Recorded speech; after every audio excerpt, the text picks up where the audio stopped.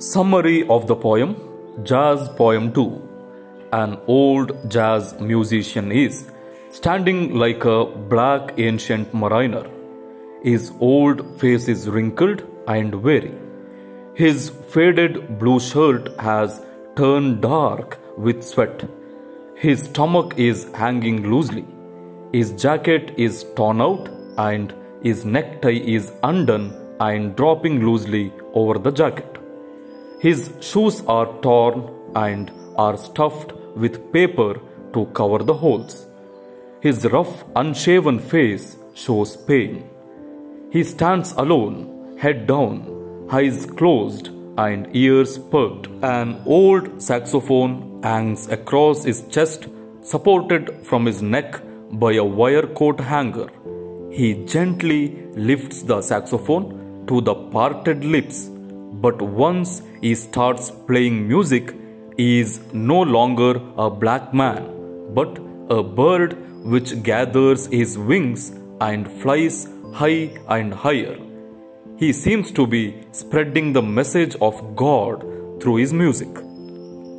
ಪ್ರೀತಿ ವಿದ್ಯಾರ್ಥಿಗಳೇ, ದ್ವಿತೀಯ ಭಾಷೆ ಇಂಗ್ಲಿಷ್ನ ಜಾಜ್ ಪೋಯಮ್ 2 ಎಂಬ ಪದ್ಯಭಾಗದ ಸಾರಾಂಶ ಈ ರೀತಿಯಾಗಿದೆ. ಹಳೆಯ ಜಾಜ್ ಸಂಗೀತಗಾರ ಪ್ರಾಚೀನ ಕಪ್ಪು ನಾವಿಕನಂತೆ ನಿಂತಿದ್ದಾನೆ. ಅವನ ಹಳೆಯ ಮುಖವು ಸುಕ್ಕುಗಟ್ಟಿದೆ ಮತ್ತು ದಣಿದಿದೆ. ಅವನ ಕಳೆಗುಂದಿದ ನೀಲಿ ಅಂಗಿ ಬೆವರಿನಿಂದ ಕಪ್ಪಾಗಿದೆ. ಅವನ ಹೊಟ್ಟೆಯು ಸಡಿಲವಾಗಿ ನೇತಾಡುತ್ತಿದೆ. ಅವನ ಜಾಕೆಟ್ ಹರಿದಿದೆ ಮತ್ತು ಕುತ್ತಿಗೆಯ ಟೈ ಸರಿಯಾಗಿ ಬಿಗಿಯದೆ ಜಾಕೆಟ್ ಮೇಲೆ ಸಡಿಲವಾಗಿ ಬೀಳುತ್ತಿದೆ. ಅವನ ಶೂಗಳು ಹರಿದಿವೆ. ಅದರಲ್ಲಿನ ತೂತುಗಳನ್ನು ಕಾಗದದಿಂದ ಮುಚ್ಚಲಾಗಿದೆ. ಅವನ ಒರಟು ಕ್ಷೌರ ಮಾಡದ ಮುಖವು ನೋವನ್ನು ತೋರಿಸುತ್ತಿದೆ. ಅವನು ಒಂಟಿಯಾಗಿ ನಿಂತಿದ್ದಾನೆ. ತಲೆ ಕೆಳಗೆ ಮುಚ್ಚಿದ ಕಣ್ಣುಗಳು, ಎಚ್ಚರವಾಗಿದ್ದ ಕಿವಿಗಳು. ಒಂದು ಹಳೆಯ ಸ್ಯಾಕ್ಸೋಫೋನ್ ಅವನ ಎದೆಯ ಬಳಿ ಕೋಟ್ ಹ್ಯಾಂಗರ್ನ ತಂತಿಯ ಸಹಾಯದಿಂದ ಕುತ್ತಿಗೆಯಲ್ಲಿ ನೇತಾಡುತ್ತಿದೆ.